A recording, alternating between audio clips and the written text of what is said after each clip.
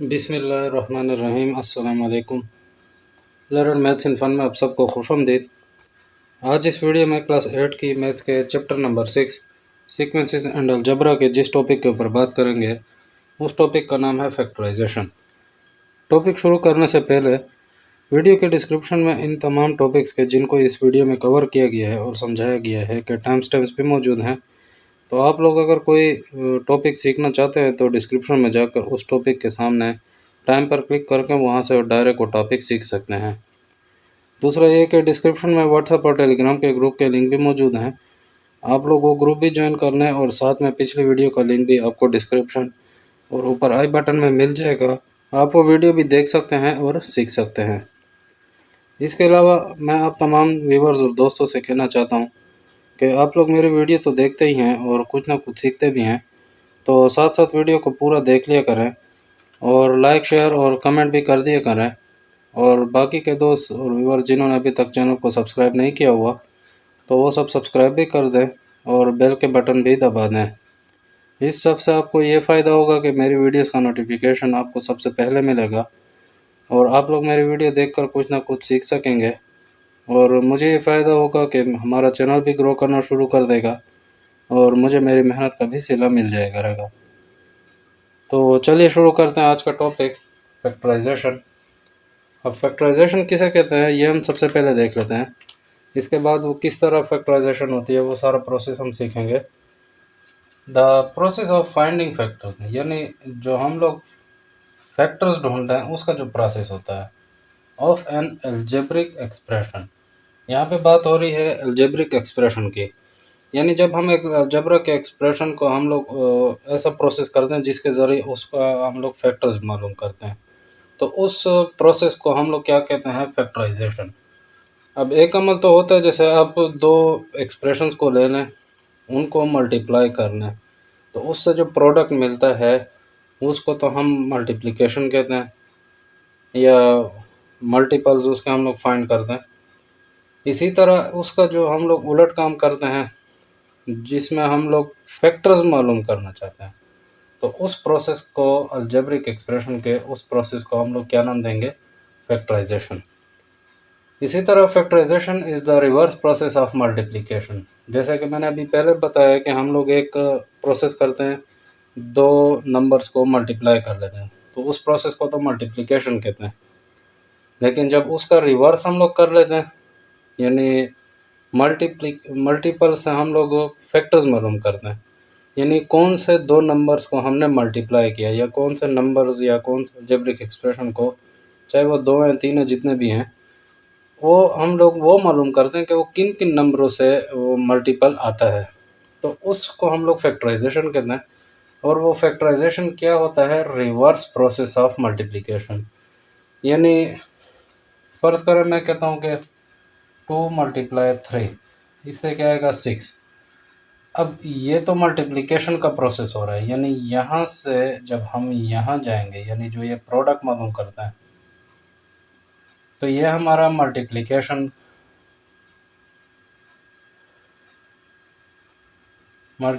का प्रोसेस होता है। लेकिन जब हम लोग यहाँ से वापस आते हैं, यानी इस प्रोडक्ट से यहाँ पे हम लोग आते हैं, यानी ये जो प्रोडक्ट है ये किन किन नंबर्स पे डिवाइड हो सकता है, यानी मल्टीप्लिकेशन का रिवर्स तो डिवाइड ही होगा, तो वो कौन कौन से नंबर्स पे, यानी फ़र्ज़ करें मैं 2 और 3 जो हैं ये मालूम करता हूँ, तो ये इसके क्या हो जाएंगे, फैक्टर्स हो जाएंगे। अब यही बात आप लोग दिमाग में रख लें। अब यहाँ पे आप लोग अलजेब्रिक एक्सप्रेशन डालना है। अब ये अलजेब्रिक एक्सप्रेशन क्या होता है उस पर मैंने बहुत लंबी वीडियो बनाई भी है, वो भी आप लोग को देख सकते हैं। नीचे कमेंट में आप लोगों को या ऊपर आई बटन में, दोनों में आप लोगों को उसका लिंक मैं दे दूँगा, आप लोग वो देख सकते हैं। तो एक होता है नंबर, एक होता है वेरिएबल, इन दोनों को जोड़ना है, उससे कोफिशिएंट बन जाता है। फिर जब हम लोग फ़र्ज़ करें कोई एक नंबर ले लें, फ़र्ज़ करें मैं 2 ले लेता हूँ, या मैं कोई वेरिएबल ले लूँ, या फ़र्ज़ करें मैं इस तरह लिख लूँ, कोफिशिएंट लिख लूँ, तो ये एक टर्म हो जाता है। फिर टर्म से 2-3 टर्म्स में ले लूँ, जैसे फ़र्ज़ करें मैं इस तरह लिख लूँ 6y, 2x + 6y। अब ये मैंने दो टर्म्स ले लिए, ये अब एक्सप्रेशन हो गई, क्योंकि एक्सप्रेशन में मैंने आपको बताया था कि दो टर्म्स के दरमियान में जमा या माइनस का निशान होना चाहिए, तो हमारा अलजेब्रिक एक्सप्रेशन बनता है। अब हम यहाँ पे देख रहे हैं कि लाइक नंबर्स, जैसे मैंने अभी नंबर्स का बताया, इसी तरह हम लोग अलजेब्रिक एक्सप्रेशन का भी क्या कर सकते हैं, कैन आल्सो बी फैक्टराइज्ड, यानी एक्सप्रेशंस के भी हम लोग फैक्टराइजेशन कर सकते हैं। जैसे फ़र्ज़ करें ये मेरे पास एक अलजेब्रिक एक्सप्रेशन है, अब इसकी मैं फैक्टराइजेशन करना चाहता हूँ, किस तरीके से करूँगा। अब मैं यहाँ पे देखता हूँ कि ये दोनों नंबर किन किन पे डिवाइड होते हैं, क्या होता है, कैसे होता है, ये अभी हम लोग देखते हैं। फ़र्ज़ करें मैं कहता हूँ कि 3 × 7, इससे क्या आता है 21। अब 3 × 7 ये मैंने प्रोसेस किया, इससे क्या हमें जवाब मिला, वो जो प्रोडक्ट मिला ये मल्टीप्लिकेशन प्रोसेस हो गया। अब मैं 21 देखता हूँ कि वो किस किस पे डिवाइड होता है। अब मैं कह सकता हूँ 1 पे भी डिवाइड होता है, 3 पे भी, 7 पे भी, 21 पे भी डिवाइड होता है। तो ये जो सारे नंबर्स हैं जिन पे ये 21 डिवाइड होता है, ये सारे इसके क्या कहलाएंगे, फैक्टर्स कहलाएंगे। अब इसी तरह हम लोग एक एग्जांपल देख लेते हैं। फ़र्ज़ करें मैं कहता हूँ कि x+2 और x+3, इन दोनों एक्सप्रेशंस को मैं मल्टीप्लाई करता हूँ।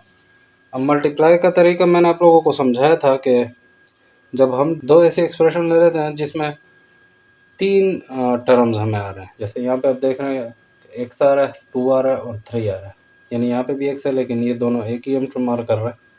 तो इसके लिए हम पहला पहला जो हम लोगों ने आइडेंटिटी पढ़ी थी वो हम यूज़ कर लेते हैं। उसका क्या आंसर आना था, ये कि उससे किस तरह सोल्व होता है, x² प्लस, अब ये 2 और 3 हम जमा कर लेंगे, प्लस इन दोनों को ऑब्जर्व करना है, इससे क्या आ जाएगा x² प्लस 5x प्लस 6। अब इन दोनों को हमने, इसको और इसको हम लोगों ने क्या किया है, मल्टीप्लाई किया है, तो इससे जो ये हमें आंसर मिला है ये इसका क्या कहलाएगा, मल्टीप्लिकेशन या प्रोडक्ट, सॉरी प्रोडक्ट कहलाएगा, ये इसका प्रोडक्ट कहलाएगा। और ये जो दो हैं ये क्या कहलाएंगे, ये फैक्टर्स कहलाएंगे, किसके, इस एक्सप्रेशन के। अब जिस तरीके से हम लोगों ने यहाँ से मल्टीप्लिकेशन का अमल किया है उससे ये स्टेप आया, इस स्टेप के बाद ये आया, लेकिन जब इसको हम लोग उलट करते हैं, जैसे x² प्लस 5x प्लस 6, इसको मैं उलट प्रोसेस करता हूँ, यानी इनका मैं ऐसा नंबर देखता हूँ जैसे 6 और जो फर्स्ट और लास्ट डिजिट है नंबर जो है इनको मैं मल्टीप्लाई कर रहा हूँ, इससे 6x² आता है, और ये जो बीच का है ये 5x है। अब मुझे क्या क्या चाहिए, दो ऐसे नंबर चाहिए जिनको मैं ज़रब दे दूँ उससे 6 और x आ जाए और स्क्वायर भी, और उनको मैं प्लस कर लूँ तो 5 और x आ जाए। अब 5 + 1 से भी 6 आता है और 5 × 1 से क्या आता है, 5 आता है। लेकिन मैंने यहाँ पे कहा है कि आप लोगों ने ऐसा नंबर ढूंढना है जिसको मल्टीप्लाई करने से 6 आ जाए, तो ये दोनों जो हैं ये गलत हो गए। तो फ़र्ज़ करें मैं लेता हूँ 2 और 3, अब इनको मल्टीप्लाई करूँ तो 6 आता है और इन दोनों को जमा कर लूँ तो 5 आता है। तो ये जो दो नंबर हैं 2 और 3 ये मेरे सही नंबर हैं। अब इनके साथ मैं x लगा देता हूँ, यानी 2x प्लस 3x, इससे आ जाएगा 5x, क्योंकि दोनों के वेरिएबल जो हैं वो जमा नहीं होंगे, पावर्स उनकी जमा नहीं होंगी, सिर्फ उनके कोफिशिएंट प्लस हो जाएंगे, उससे 5x आ जाएगा। और इसी को 2x plus sorry multiply 3x में कर दूँ तो ये, और ये कोफिशिएंट जो है ये ज़रब हो जाएंगे और जो वेरिएबल है सेम इनकी पावर प्लस हो जाएंगी, तो उससे x² आ जाएगा। तो मेरा ये पूरा होता है। तो मैं क्या करता हूँ, यहाँ पे मैं लिख दूँगा x² प्लस इस 5x को मैं दो हिस्सों में डिवाइड कर दूँगा, एक पे मैं लिख दूँगा 2x प्लस 3x प्लस यहाँ पे क्या आ जाएगा 6, यानी अब ये 2 और 3 जमा हो के 5 आता है, ठीक है। अब मैं क्या करता हूँ, इन दोनों से और इन दोनों से ग्रुप कर बना के इनसे मैं कॉमन निकाल लेता हूँ। इसमें x मौजूद है, इसमें भी x मौजूद है, इसका जो कोफिशिएंट है वो 1 है, इसका 2 है, तो ये सेम नहीं हो रहा है, लेकिन जो वेरिएबल है वो सेम हो रहा है, तो एक वेरिएबल मैं बाहर निकाल लेता हूँ। तो यहाँ क्या रह जाएगा, एक बाहर निकल आया तो एक रह जाएगा और यहाँ पे एक ख़त्म हो गया, तो यहाँ पे सिर्फ 2 रह जाएगा। इसी तरह इन दोनों में वेरिएबल सेम नहीं है, लेकिन ये दोनों जो हैं 3 पे डिवाइड होते हैं। तो मैं क्या करता हूँ, +3 को बाहर निकाल लेता हूँ, यहाँ सिर्फ x रह जाएगा और ये 3 पे डिवाइड होकर सिर्फ 2 रह जाएगा।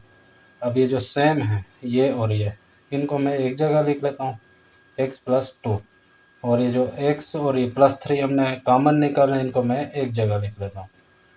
अब ये जो हमने उलट प्रोसेस कर लिया, इससे हमें ये नंबर मिल गया। तो ये हमारे ये मैच हो रहे हैं, ये हमारे क्या हो गए, फैक्टर्स हो गए। अब ये देख रहे हैं कि हम लोगों ने मल्टीप्लिकेशन का रिवर्स प्रोसेस किया। यहाँ से तो हमने मल्टीप्लाई किया था, इससे ये आ गया था, प्रोडक्ट मिल गया था। अब इस प्रोडक्ट से हमने दोबारा रिवर्स प्रोसेस करके जो फैक्टर्स मालूम किए, इसको फैक्टराइजेशन कहते हैं, वो भी अलजेब्रिक एक्सप्रेशन के। अब इसकी एक दो टाइप्स हैं, एक दो इसमें किस्में हैं, वो हम देख लेते हैं कि किस किस्म की हम लोग फैक्टराइजेशन कर सकते हैं।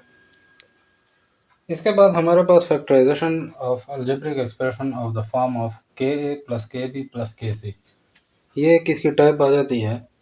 इसमें क्या कहता है, in this type of sentence या अलजेब्रिक एक्सप्रेशन, यानी इस तरह की जो अलजेब्रिक एक्सप्रेशन हो, जैसे हमें ये एग्जांपल दी गई है KA + KB + KC, इस टाइप की अगर हमारे पास कोई एक्सप्रेशन आ गई, तो उसमें हो सकता है देयर इज़ अ नंबर और अ वेरिएबल या product of number and a variable common to all terms of the given algebraic expression.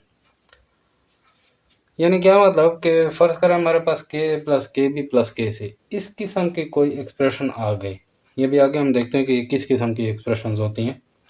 तो उसमें या तो नंबर या वेरिएबल या प्रोडक्ट ऑफ नंबर और वेरिएबल, इस पूरे को हम लोग कोफिशिएंट भी कह सकते हैं।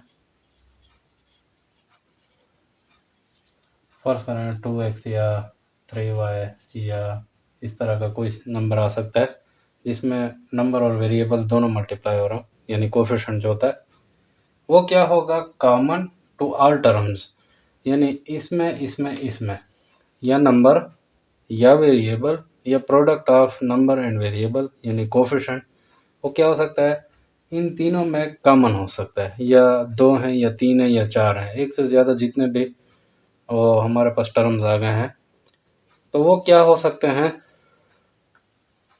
Of the given algebraic expression, जो हमें अलजेब्रिक एक्सप्रेशन दी गई हो। फ़र्ज़ करें उसमें KA + KB इस 2 टर्म्स हैं, या KB KC KD इस तरह 4 हैं, 5 हैं, 6 हैं, जितने भी एक्सप्रेशन है, जितने भी टर्म्स हैं हमारे पास उस एक्सप्रेशन में, उन तमाम में कोई एक नंबर, वेरिएबल या कोफिशिएंट, इन तीनों में से कोई एक उसमें कॉमन हो सकता है, यानी वो नंबर या वेरिएबल या कोफिशिएंट जो होगा, वो इन दोनों में या तीनों में या चारों में जितनी भी वो एक्सप्रेशन है, उसके तमाम टर्म्स में वो कॉमन होगा। अब कॉमन का क्या मतलब है, इस तरह की जो एक्सप्रेशन होती है उसमें देयर आर 2 फैक्टर्स, उसमें 2 फैक्टर्स बन जाएंगे। अब फैक्टर्स मैंने जैसे आप लोगों को समझाया है कि फ़र्ज़ करें 2 × 3 इससे आता है 6। अब जैसे मैंने आपको बताया कि 2 फैक्टर्स होंगे, तो लाज़मी बात है कि 2 नंबर मल्टीप्लाई होकर एक प्रोडक्ट बनती है। तो 2 फैक्टर्स कौन-कौन से होंगे? एक तो वो कॉमन फैक्टर होगा ऑफ ऑल टर्म्स, यानी वो कॉमन फैक्टर नंबर भी हो सकता है, वेरिएबल भी हो सकता है या कोफिशिएंट भी हो सकता है ऑफ ऑल टर्म, जो तमाम टर्म्स में मैंने जैसे आप लोगों को बताया कि फ़र्ज़ करें KA और KB 2 हमें टर्म्स दिए गए हैं, फ़र्ज़ करें हमें 3 दिए गए हैं, फ़र्ज़ करें हमें 4 दिए गए हैं एक एक्सप्रेशन में। तो उन तमाम में जो कॉमन फैक्टर होगा, चाहे वो नंबर हो, चाहे वेरिएबल हो, चाहे कोफिशिएंट हो, यानी नंबर और वेरिएबल दोनों हो, एक तो फैक्टर वो हो गया। दूसरा फैक्टर क्या हो गया? दूसरा factor quotient obtained by dividing the given algebraic expression by common factor। ठीक है, तो ऐसा कोशेंट जो कॉमन फैक्टर पे डिवाइड होने के बाद हमें मिलता है। अब इस बात का क्या मतलब, इसको उससे हम समझते हैं एग्जांपल से। फ़र्ज़ करें इसी को देख लें, ये जो 6 है, मैं कहता हूँ इसको मैं 2 पे डिवाइड करता हूँ, ठीक है। अब इस 2 का टेबल मैं कहाँ तक पढ़ूँगा, 3 तक पढ़ूँगा, ठीक है। तो इससे आ जाएगा 6 और ये हमारा पूरा डिवाइड होता है। यानी क्या मतलब, ये जो 6 है ये 2 और 3 के मल्टीप्लाई से बना है। यानी मैं इसको इस तरह लिख सकता हूँ कि 6 डिवाइड बाय 2, तो इससे क्या आया है 3। समझ आ रही है। अगर मैं इस तरह लिख लूँ कि 6 डिवाइड बाय 2, यानी एक तो मैंने इस एक्सप्रेशन में से, फर्ज करें ये हमारे पास कोई टर्म है, एक्सप्रेशन है, ठीक है, इसमें मैंने 2 को कॉमन निकाल लिया है। समझ आ रही है। उसके बाद जो नंबर रह जाएगा, फ़र्ज़ करें ये 3 जो हमारे पास ये जो कोशंट आ गया है, ये कोशंट हमारे पास जो आया है, ये जो 3 आया है, एक तो ये फैक्टर हो गया, एक ये फैक्टर हो जाएगा हमारे पास। अब फ़र्ज़ करें मैं एक एक्सप्रेशन आपको समझाता हूँ। जैसे मैं कहता हूँ 2x प्लस 2y, ठीक है। अब इन दोनों में आप देखें कि आप लोगों को क्या चीज़ कॉमन नज़र आ रही है। इसमें आप लोगों को x और y दो अलग अलग वेरिएबल नज़र आ रहे हैं। तो वेरिएबल तो हो नहीं सकता, और रह गई कोफिशेंट, तो कोफिशेंट तो तब होगा जब वेरिएबल सेम होंगे, लेकिन इनके वेरिएबल ही अलग अलग हैं। तो सिर्फ क्या रह जाएगा, नंबर। तो हम सिर्फ नंबर को देख लेते हैं। तो यहाँ भी हमें 2 नज़र आ रहा है, यहाँ भी 2 नज़र आ रहा है। तो इसका क्या मतलब कि जो 2x है ये भी 2 पे डिवाइड हो सकता है, और ये जो 2y है ये भी 2 पे डिवाइड हो सकता है। यानी ये 2 और 2 काट देंगे, यहाँ पे 1 रह जाएगा, यहाँ पे भी 1 रह जाएगा। तो हमारे पास सिर्फ क्या रह जाएगा, फ़र्ज़ करें इसमें से मैंने क्या किया है, 2 को मैंने बाहर निकाल दिया। यानी इस पूरे एक्सप्रेशन को मैंने 2 पे डिवाइड कर दिया। समझ आ रही है। अब हमारे पास यहाँ पे हमने जैसे देखा है कि 2 पे डिवाइड करना है, तो एक एक्स रह जाएगा, ठीक है, एक एक्स, और इसके साथ साथ प्लस एक वाई रह जाएगा। अब एक हम लिखते नहीं हैं तो इसको आप हटा दें। अब ये जो हमारे पास रह गया, एक तो ये है जिस पे हमने इसको डिवाइड किया, और दूसरा ये दोनों हमारे इस एक्सप्रेशन के क्या हो जाएंगे, फैक्टर्स हो जाएंगे। क्यों, फ़र्ज़ करें मैं इस तरह इसको लिख सकता हूँ 6 डिवाइड बाय 2, ठीक है।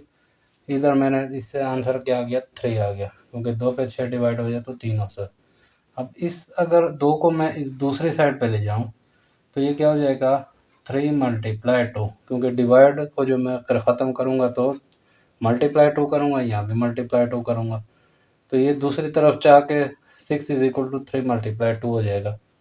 अब इसी तरह इसको अगर मैं इस तरह लिखूँ 2x plus 2y is equal to,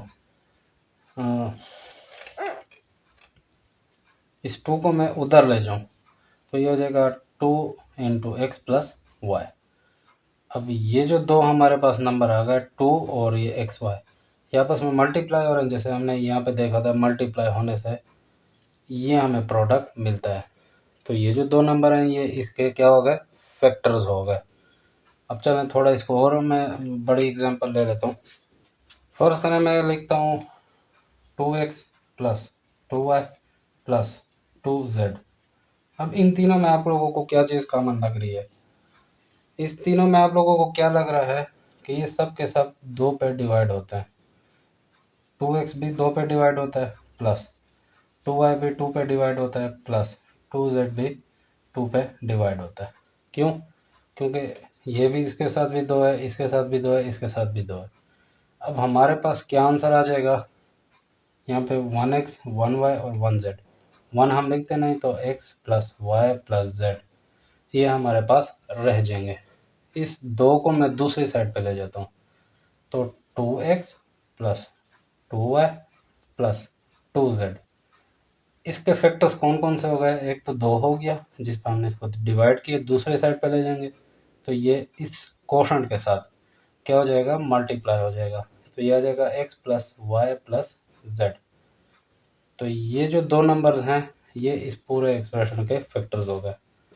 first करें मैं एक और वो ले लेता हूँ एग्जांपल, वो 2xa plus 6xb plus 8xc, ठीक। अब इसमें आप लोगों को क्या चीज़ कॉमन नज़र आ रही है, सबसे पहली चीज़ तो आपको इसमें एक्स एक्स एक्स ये तीनों में आपको मुश्तरका नज़र आ रहा है। यानी क्या मतलब कि 2xa plus 6xb plus 8xc ये डिवाइड हो जाएगा। एक तो इसमें नंबर आ गया, आपको वेरिएबल मिल गया एक्स का। दूसरी दूसरी ये अगर हम देखें, ये 2 6 और 8, 2 6 और 8 ये तीनों के तीनों किस पे डिवाइड होते हैं? 2 पे। 2 1 ज़ार 2, 2 3 ज़ार 6 और 2 4 ज़ार 8। तो ये तीनों के तीनों किस पे डिवाइड होना है? 2 पे। यानी इनका जो HCF निकल रहा है, सबसे हाईएस्ट कॉमन फैक्टर जो निकल रहा है, हाईएस्ट कॉमन फैक्टर का मतलब वो सबसे बड़ा नंबर जिस पे ये सब डिवाइड हो रहा है, वो क्या आ रहा है? 2 आ रहा है। यानी क्या मतलब कि 2xa 6xb और 8xc ये 2x पे डिवाइड हो रहा है, क्योंकि तीनों में x भी कॉमन है और 2 भी इसमें कॉमन है। तो इसमें जो कॉमन फैक्टर निकल रहा है, एक तो वो कोफिशिएंट है हमारा 2x। ठीक है, अब इस 2xa को 2x पे डिवाइड करना है, प्लस 6xb को 2x पे डिवाइड करना है, प्लस 8xc को 2x पे डिवाइड करना है। तो सबसे पहले तो ये x x कट जाएंगे। इसके बाद 2 1 ज़ार 2, यहाँ पे क्या रह गया? ए रह गया पहला। दूसरा यहाँ पे 2 1 ज़ार 2, 2 3 ज़ार 6 प्लस 3b प्लस 2 1 ज़ार 2, 2 4 ज़ार 8 4c। ये हमारे पास क्या क्या आ गया? a plus 3b plus 4c। यानी क्या मतलब कि इस पूरी एक्सप्रेशन का एक फैक्टर 2x हो गया और दूसरा factor a plus 3b plus 4c हो गया। यानी इस 2x को मैं अगर उधर ले जाऊं तो ये बन जाएगा 2x into a plus 3b plus 4c। ये आप लोगों के इसके दो फैक्टर मालूम हो जाएंगे। यानी अब ये जो आप एग्जांपल्स देख रहे हैं, ये हमें के ए प्लस के बी प्लस के से, यानी अगर आप यहाँ देखें तो इसमें भी आपको के ये हमारा ये वाला कॉमन फैक्टर निकलता है। और ये जो ए बी सी बच जाते हैं, ये हमारे ये ए बी सी या एक्स वाई जेड, ये हमारे इस तरह के जो बाकी जो रह जाते हैं, जो किसी पे डिवाइड नहीं हो रहे होते, वो नंबर मालूम हो रहे हैं आपको, क्योंकि वो कॉमन होते नहीं। तो जो कॉमन है वो के है, फ़र्ज़ करें वो हमारा ये जो निकल रहे हैं नंबर, जो बाहर हम निकाल रहे हैं ब्रैकेट के, जिस पे हम डिवाइड कर रहे हैं, ये हमारा ये के शुमार हो रहा है, यानी कॉमन नंबर। और जो बाकी के रह जाते हैं वो हमारे ए बी सी या एक्स वाई जेड या एल एम एन, जो भी इस तरह के नंबर होते हैं, एक्स वाई जेड या यू वी डब्ल्यू, इस तरह के जो नंबर्स होते हैं, पी क्यू आर वगैरह, ये हमारे बाकी के जो नंबर रह जाते हैं ये वो हो जाते हैं। इस किस्म की जो एक्सप्रेशन होती है, जिसमें आप तमाम टर्म्स में से कोई एक फैक्टर निकाल लेते हैं, उस पे डिवाइड करके आपको दूसरा फैक्टर भी मिल जाता है। तो ये इस तरह की एक्सप्रेशन होती है। दूसरी एक और किस्म जो है इसमें, एक तो ये किस्म हो गई, दूसरी जो एक किस्म है उसमें फ़र्ज़ करें हमें 4 टर्म दिए गए हैं। अब उसमें सब में एक नंबर कॉमन नहीं होता, तो उसको किस तरह मालूम करते हैं वो अभी हम लोग देख लेते हैं। अभी हम लोगों ने ऐसे ग्रुप के बारे में पढ़ा था, ऐसे टाइप के बारे में हमने पढ़ा था, जिसमें तमाम टर्म्स में एक कॉमन फैक्टर ज़रूर निकलता था। अब हम जो ये वाली वो देख रहे हैं, टाइप देख रहे हैं, इसमें हम लोग ये देख रहे हैं कि जो जितने भी टर्म है, all terms do not have a common factor, यानी उनमें तमाम टर्म्स में कोई एक कॉमन फैक्टर नहीं होता। अब इसका क्या मतलब, उसमें दो टर्म, दो कॉमन फैक्टर भी हो सकते हैं, तीन कॉमन फैक्टर्स भी हो सकते हैं। किस तरह?